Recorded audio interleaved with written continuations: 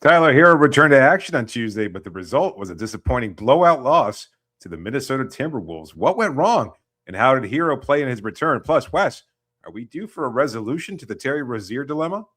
We are, and I don't think it's going to be what people expect.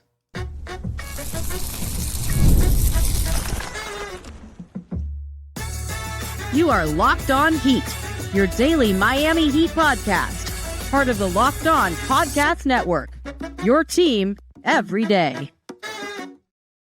All right, welcome to Locked On Heat, your daily podcast on the Miami Heat, part of the Locked On Podcast Network, now the #1 sports podcast network.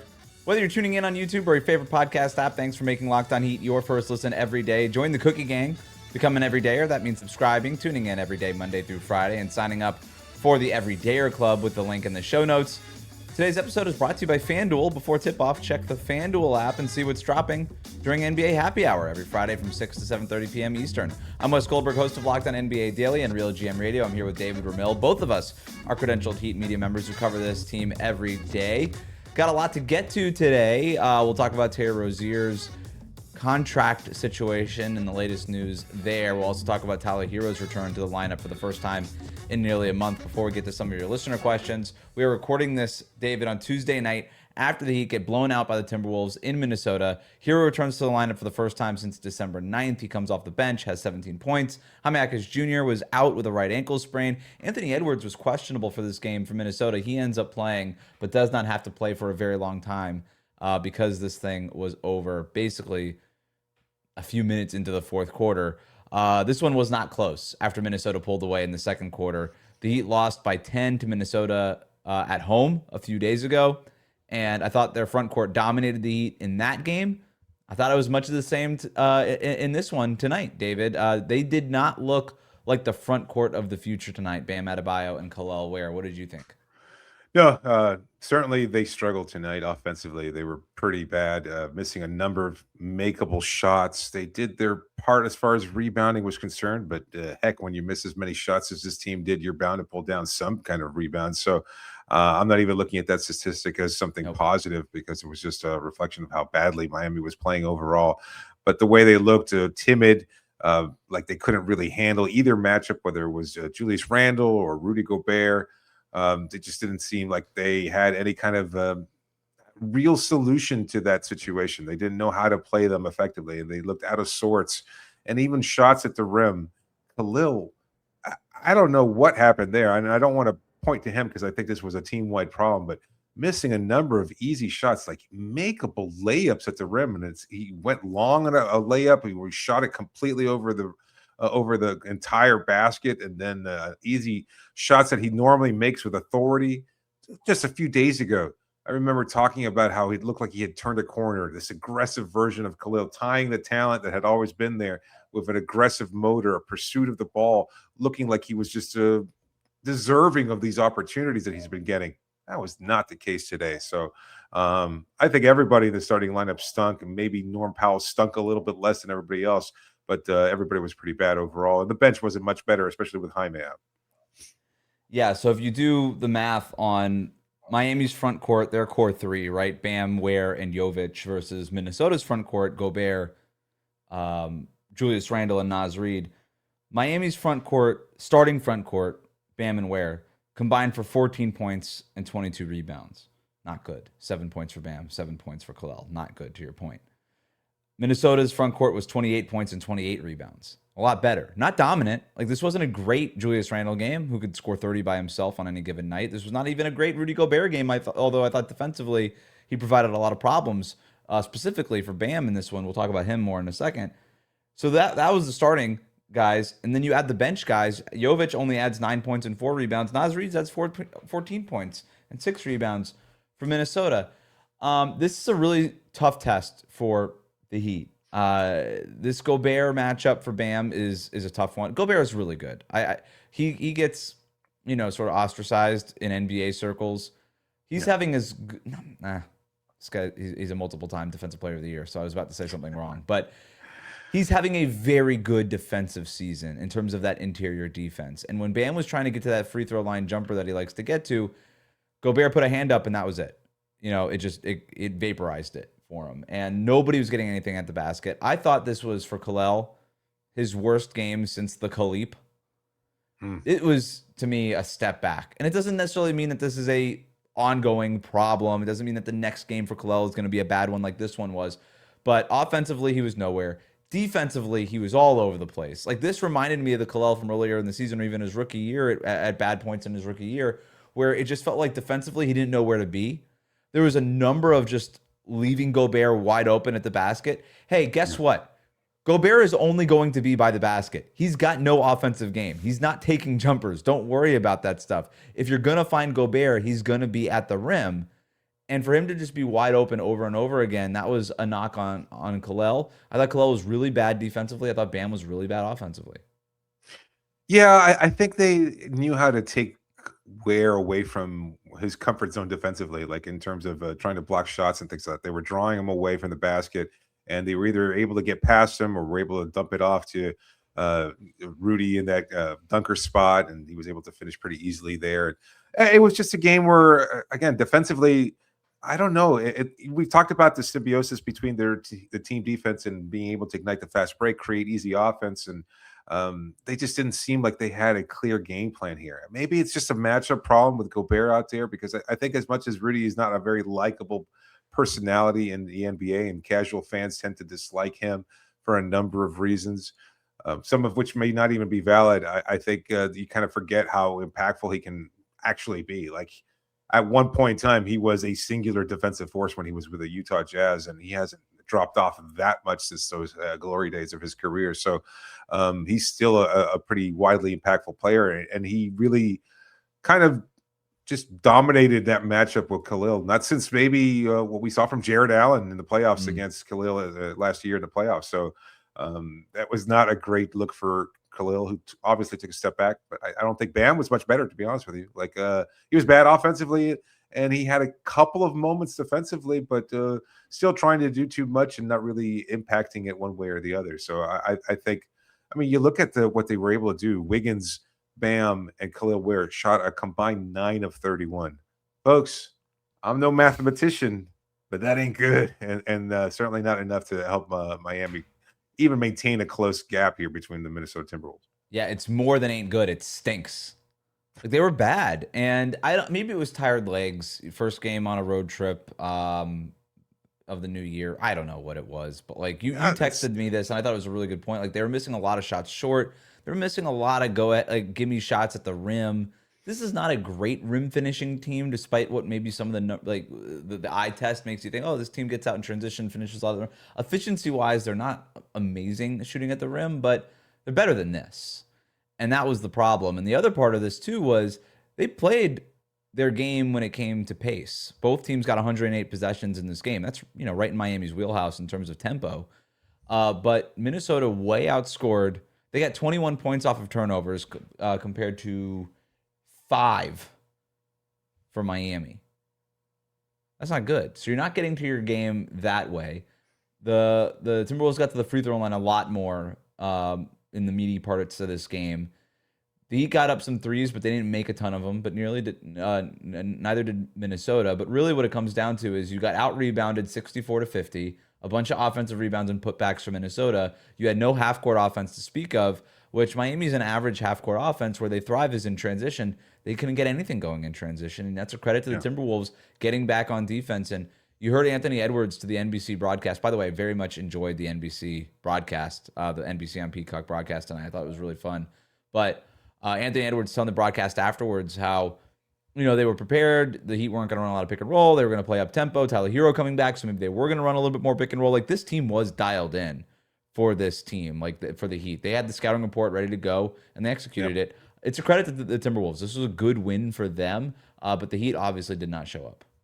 No, and I can't assume that they were tired legs in the first game of a road trip. Like, that's not something we see in the NBA. No. Like, they flew into Minnesota. They had an early game on Sunday. They flew into Minnesota that night. They were practicing. They should have been engaged. They should have understood. I mean, they just played this team 3 nights ago. It's not like, oh, we changed the whole personnel around.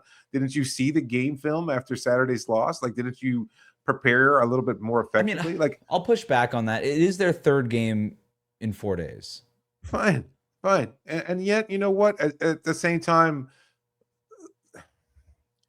you keep looking for this Heat team to seize a moment, and I thought they were on a positive upswing following the Detroit win Oh, because we talked about it as the best win of the season, and I think that's still the case. And you think, you know what, you understand the assignment here in a way that we've seen this Heat team or other similar iterations of this group kind of respond to those matchups, and that was not the case. You just lost badly to this team at home on Saturday. You feel like you have something more to play, or at least that's the expectation. And I think they did the opposite. They kind of just rolled over and died. And to the point of missing those easy shots, well, that's when you double down with even more increased effort. If you're not hitting those easy shots, you can be disappointed because that's human nature and totally understandable. But you've got to be able to do something else defensively. You can't give up 2 3-pointers to Dante DiVincenzo in the closing minutes of the third quarter. You can't let Julius Randle bomb away from 27 feet out and expect nothing in return. Like, somebody has to be able to understand that this is a moment that's slipping away from them. At that point, I think the lead was still, maybe it was still in double digits, but it had just been to 8 just a few seconds before that, or a few minutes before that. They could have closed the gap even more. They were like, you know what, we can't get it over 10. We're not gonna even bother trying. And then from 10, it went easily to 20. And next thing you know, yeah, they led by 9 early in the game too, and it just got out of hand. Minnesota ended up leading by 31 ultimately in this game. But yeah, like I said, like it's their third game in 4 nights. It's tough. I don't know. To me, this is not a step back overall. I still like the Detroit win was still a good win. I still think this team is playing better, especially since that losing skid. It feels a little bit like everybody just has some of these every once in a while. I don't mean to just write it off as nothing because it's not. They need to tighten the screws, to me, defensively more than anything. To let Minnesota score 122 points on a night where Anthony Edwards was on a hobbled ankle and only played 29 minutes.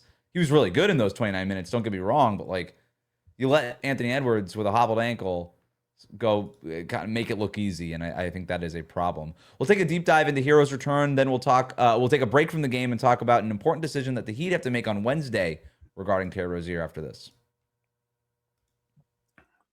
Today's episode is brought to you by FanDuel. The wild card round is here, and FanDuel is officially in playoff mode. Every game day during the NFL playoffs, FanDuel is giving customers even more ways to get in on the action because right now, every NFL playoff game day, FanDuel users get a profit boost pack waiting for them inside the app. Each game day, you'll see a pack loaded with multiple profit boosts that you can apply to the bets you like most. Open your profit boost pack first thing on game day and see what boosts you want to apply. The boosts let you lean into your game day instincts, whether you're backing momentum, defense, maybe a quarterback play, or could be coaching. The boosts give you more juice on the bets you already like instead of forcing you to bet something new. Every play feels bigger, and the boost makes your bet feel that way too. You make your picks, then apply your profit boost to go after even bigger payouts while the playoffs get rolling. So visit FanDuel, an official sportsbook partner of the NFL, and grab your profit boost pack every NFL playoff game day. Today's episode is also brought to you by Rocket Money. Let's be real. Managing your finances can be overwhelming. Between subscriptions that you forgot about or bills that keep going up, trying to figure out where all your money actually goes each month, it's easy to feel like you're losing control. And who has time to track every transaction or hunt down hidden fees? Well, that's where Rocket Money comes in, the personal finance app that helps you take control. It finds and cancels your unwanted subscriptions, monitors your spending, and helps lower your bills so you can grow your savings. Believe me, you use Rocket Money and all of a sudden you'll realize, you know what, why are we paying for all these extra subscriptions?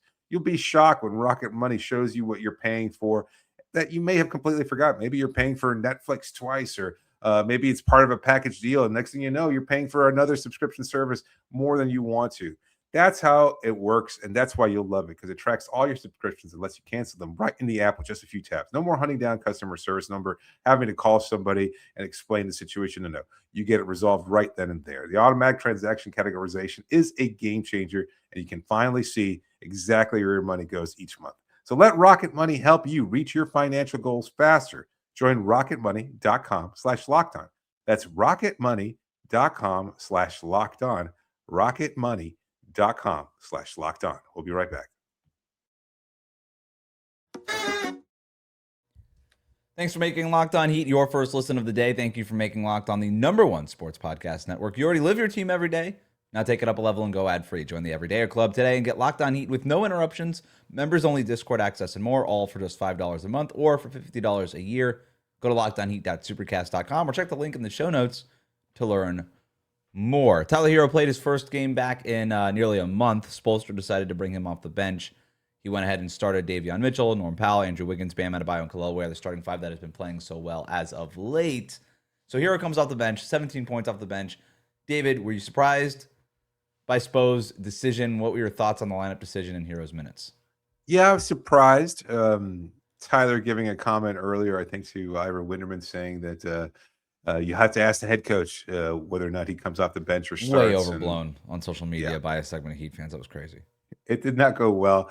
But it makes sense. That's what Spo typically does. And he holds his cards close to the vest, as we've talked about a number of times. You never know exactly what he's going to do, but he made that decision, and it was the right one. Was I surprised? Still, I was. I didn't know what he would do. I didn't know he was going to bench a player, but I think it was the right choice to bring Tyler off the bench, and it worked, to be honest with you, because Tyler was, if not a bright spot, I don't think he was that bad. And I think he played his game well, and he did what he was supposed to do. You'd like for him to have maybe a little bit more production, but considering he came, off of an injury that took him out for as long as it did, he looked pretty smooth out there. Was part of the offense, didn't disrupt anything in a negative way, and I don't think he was the problem tonight. If anything, I think there was a lot of other players that performed far, far worse that hadn't been missing time due to injury, and so you can't pin a loss on Tyler. He was better than not bad, David. He was okay. Good. He was above average. He was good. No, he was good. He had 17 points on 7-15 shooting, 9 rebounds in this game, had 3 assists in this game. Yep. I thought it was very much in the flow of the offense. Did not look like he's been off for almost a month. Nope. He got his floater going. He had a really nice pick and roll find for Bam that got Bam his best look of the game that he missed right at the rim, point blank. That's on Bam, not on Tyler. That was as much. Tyler did all the work on that. He did exactly what he was supposed to do. Also, was able in the flow of the offense to find get Pelle Larsson a corner three, one of the few corner threes that Miami made in this game. Tyler Herro created it. I thought he was really good, and I wasn't surprised that it came off the bench. He's coming off of an injury. This lineup has been playing really well. There is, despite what some Heat fans think, there is no mandate to start Tyler Herro. If the team is playing well, you don't need to start him, right? Especially, I think this was a big part of it. Jaime Jaquez being hurt, you need somebody to kind of fill in that bench scorer role. And Herro obviously plays a very different game than Jaime, but he could bring you that production. And I thought that was an important part of this too. Do I expect Herro to be the long-term guy coming off the bench? No, I don't. I think that steps on Jaime. I think he's just flatly too good. I think you got to figure it out ultimately, but I also don't think that the Heat need to rush into it, especially with the way that they have been playing. And despite losing this game and getting blown out in this game, it wasn't very competitive after the first quarter. I still don't know that you need to go in that direction of making some sort of dramatic decision. Going away from tonight's game, though, for a second, David, Wednesday at 5 p.m. is the deadline on Terry Rozier's guarantee date. If he's still on the roster after 5 p.m. on Wednesday, the final $1.7 million of his contract becomes guaranteed. So you have a couple options, right? You can cut him. You can save $1.7 million. What that'll do is it creates another roster spot on the 15-man roster, obviously, and maybe more importantly, enough space to sign 2 players to prorated minimums. Right now, the Heat have enough room to sign 1 player to a prorated minimum and the roster spot, but they haven't done that yet. So if they cut Rozier, it goes from 1 to 2, basically. If you keep Terry Rozier, the pros are still away from the team, but you can use his salary as expiring matching money at the February 5th trade deadline. My expectation is that Terry Rozier, come 5 p.m. Wednesday, will still be on the Heat's roster. I do think that they're going to keep him. I do not expect them to waive him for a lot of different reasons. Number one, I think $1.7 million isn't that much. He's already on the roster. And I think they'd rather use him in a trade. And I know that Adam Silver recently said that the NBA front office won't make a decision on whether or not he can even be included in a trade until the Heat try to trade him. The Heat internally have an expectation that if they can come to an agreement with a team to take Rozier's expiring salary, that the NBA will allow it, just for the salary matching purposes. And the other part of it, too, is Why do you need 2 roster spots to sign 2 free agents if you haven't even used the 1 roster spot to sign 1 free agent yet? You know, like, to me, it ultimately comes down to what is Rozier's contract more, what's more valuable? Having Rozier's contract to use as matching money potentially, while Rozier's away from the team, not causing any problems, or signing a free agent that up to this point nobody in the league has wanted, where you already have a roster spot to sign a free agent already, right? Yep. So that's why I think that what do you think they should do, though? Yeah, I think it's a smart move. I think I agree with everything you said. The money isn't that much of a difference. The value comes from being able to trade the entirety of the contract.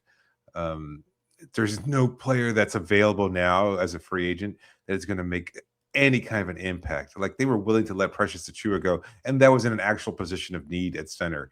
And they were like, you know what, we really don't want you on the roster that badly. And it's not to say that he's thriving in Sacramento. He's Precious Achua, but they could certainly have used a player like that, and they still didn't want to keep him on the roster. So it seems much more. I would be incredibly surprised if they cut him just to save a 1 point something million dollars. Like it's not worth it.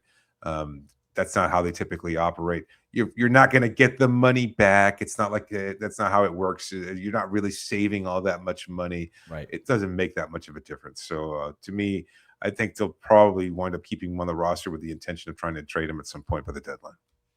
Yep. Listener questions are next, including a question about one potential big that the Heat could target, not in free agency, but in a trade. Don't go anywhere. Today's episode is brought to you by Prize Picks. Whether you're starting a new routine or jumping into player projections for the first time, trying something new can feel like a challenge. But with Prize Picks, it always feels good to be right. With high-pressure football matchups every weekend and elite hoops action almost every night, the action never slows down, and Prize Picks lets you stay in control. Prize Picks is the daily fantasy app that makes watching sports even more exciting by letting you build lineups based on player projections. No drafts, no waiting. Just pick more or less and play your way. Getting started on Prize Picks is quick and simple. The app is super easy to navigate. It's made watching games more engaging, especially when following individual player performances, and you'll love the flexibility with options like Flex Play, where you can still get paid even if one of your picks misses. The new early payouts feature is a game changer. If a player starts hot, you can even cash out before the game actually ends. So download the Prize Picks app today and use the code LOCKEDONNBA. You'll get $50 in lineups after you play your first $5 lineup. That's code LOCKEDONNBA. You get $50 in lineups after your first $5 lineup. Prize Picks. It's good to be right. We'll be right back. Thanks again for making Locked On Heat your first listen. Let's go to the text line. You can get text from us and submit questions to the postgame shows at the link in the show notes, or text 786-998-7029. William writes in, I'm excited to see how everybody makes this Tyler Herro's fault. David, I had the same thought watching this game, and yet I agree with you. We said it already. The Heat did not lose this game because Tyler Herro came back. Yeah, there's probably at least 4 or 5 players that you could probably point to as much more egregiously at fault for tonight's loss. Tyler, I think, was second best to Norm Powell in terms of actual productivity and doing things fairly well. So this was not on him. It's unfortunate because Tyler is already so polarizing a player anyway. And we talked about this during the last losing streak Miami had, where it just seemed like his comeback was in conjunction with Miami just kind of dropping lots of different things all at the same time. Their shooting percentages, the way they attacked the basket, they just were not playing well. And it had nothing to do with Tyler because he wound up missing some of those games in that losing streak anyway, and was still somehow viewed as the problem there. So I hope, though, look, moving forward, they play on Thursday against the Chicago Bulls at Chicago. Not a lot of turnaround time there, but given we don't know what Jaime's status will be on Thursday anyway, do you expect Tyler to continue playing off the bench, at least in the short term, maybe during the entirety of this 4-game road trip? Why not? Yeah. As long as Jaime's out, yeah. I think you bring Herro off the bench. I think it's the easy decision. Speaking of, Flavio writes in, what's your prediction for the next 3 games? Can we get 2, or is that a dream? Next 3 games, you already mentioned at Chicago's the next one, then it's Indiana, and then it's OKC. Indiana, OKC, that's a back-to-back set. Can they get 2 of those? Look, OKC has been a little wobbly. They got blown out by the Hornets the other night. I don't know. Maybe that's a winnable game the way that they're shooting. Yeah, on it's the possible. road, but still. Yeah. I'd almost want to see them at least pull off the victory against Chicago. Not that to. that's a guarantee, but yes, you have to bounce back. You have to show again what they did not show tonight against Minnesota, some sense of urgency and wanting to get back on a winning streak there. And then go all in against Indiana. Like, you don't know what version of the Thunder you might get even at this point in the season. They've taken their foot off the gas just a bit. But Indiana is the much more winnable game. And so at least focus on getting that. And you could look to say, at the very worst, we'll go 2-2 on a 4-game road trip. If you can blow out Indiana early, and I don't see why you might not be able to be honest with you, if you can get that blowout early and rest some of your players in the fourth quarter, then give them the rest they need. And, you look to Oklahoma City and hope for the very best. So again, I would hope that the coaching staff is doing a better job than we are of reminding these players of what's at stake here and having them prepare and see this bigger picture of what the next 3 games represent, because they clearly did not have that sort of vision tonight against the Timberwolves. So the Pacers lost to Cleveland tonight. They've lost 13 in a row. They play in Charlotte on Thursday, and then the game against the Heat is on Saturday at home for the Pacers. They could be riding a 14-game losing streak. I really do not want them to snap that losing streak against the Heat, because RIP to our YouTube comments. I don't want it to happen. I really don't want that to happen. The Heat did beat the Pacers by almost 30 points when these teams played late December. So should not be a problem, and that should be a big game for Bam, potentially, right? Like that is an opportunity with Indiana's front court being the way that it is.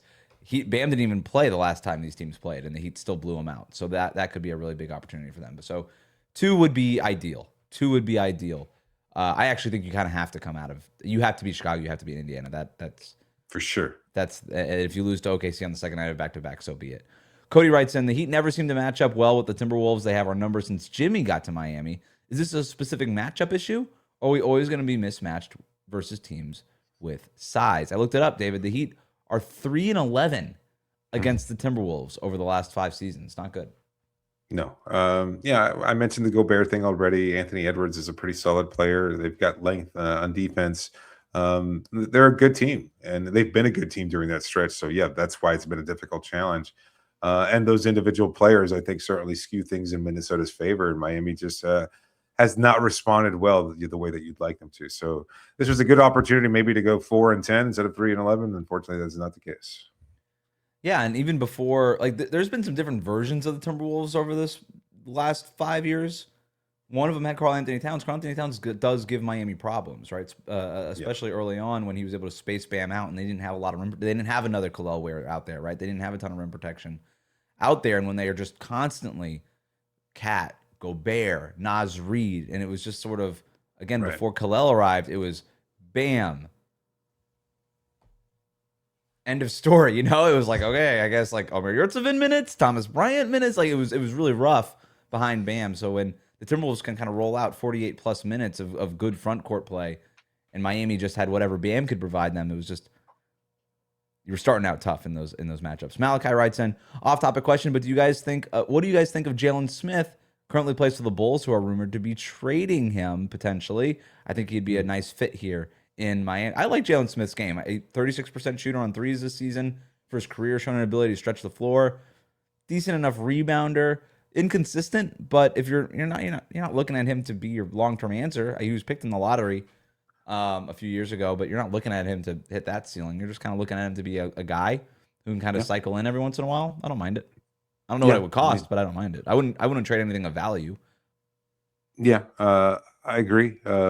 Better than Thomas Bryant and the Thomas Bryant experiment. Yep. I think that's fair. Yeah. I mean, Thomas Bryant wasn't old either. Like you look at Jalen Smith and you're like, oh, he still has upside at his age, etc.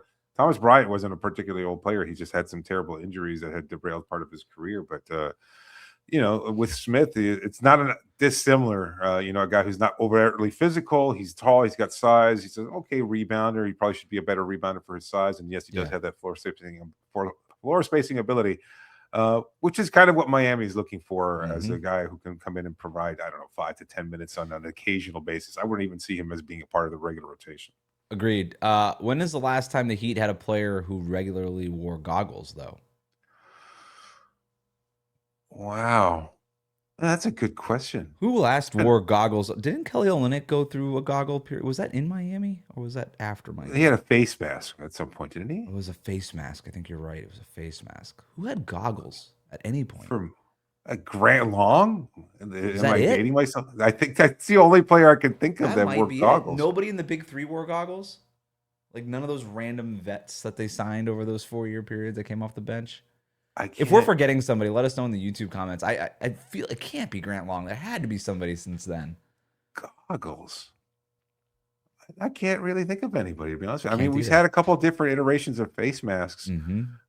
but no, I can't recall any goggles being worn over that last 10 to 15-year period, maybe even longer than that. So yeah, it's a good question. If a Heat historian might have that tip, I'd be Well, I asked curious to you. hear You're it. the Heat historian. That's why I was asking. I- You might be right. It might be Grant Long. Last Yeah. question. Jonah writes in, we need to pick a direction. It's so obvious which one. It doesn't have to be a hard commit. Just trade Wiggs, get a first. That's it. Let the young guys develop. There's no reason Kaz shouldn't be getting run when we are not playing for anything significant this postseason. Look, it's easy to... I appreciate the question, Jonah. It's really easy to say this after a loss. And I get it. I do get it. But I will say this. You do not want to be operating from this position. You want to be operating from a position of strength. That's not to say that any of these guys are untouchable, but you don't make these kinds of decisions after a blowout loss on the road when it was your third game in 4 nights. You know, I just did a quick cursory search there on the players with goggles things because I refuse to let it go. Dwayne Wade, I guess for his migraines, had those sort of sunglassy type goggles. Is that right? Do you remember that? I do. Those were not goggles. Those were sunglasses. Yeah. Those are like in now. People are like wearing those. Amari Stoudemire? Oh, do those count? I'm trying to think. You don't get a lot of goggles in the NBA anymore. Not enough, to be honest with you. I always like the goggles like Those are close. Curry The was- Stoudemire, those were pretty close to goggles. Anthony Davis, what's he wearing now? Those are like straight goggles, right? I don't know. Yeah. No, I don't know. No, It's those are just like not- glasses too. Maybe that's it. You think for a city like Miami, as fashion forward as it is with the accessories, goggles would be like a must, right? I mean, Or like Jalen Smith is wearing goggles like a 6-year-old in the swimming pool. That's what those goggles look like. I mean, But those are Tyler should goggles. have like some glittery goggles or something like that with no lenses or something. Like well, I that's could why see him Dwayne wearing- Wade did the tinted ones, right? Like he always found a way to accessorize. He was like, "Yeah, I got a Band-Aid on my cheek." You know? Nelly style. Yeah, he always found something to do. That's going to do it for us today. Thanks for tuning in, and thanks for making Locked On Heat your first listen every day. Make sure you subscribe, follow Locked On Heat to get all of the latest episodes.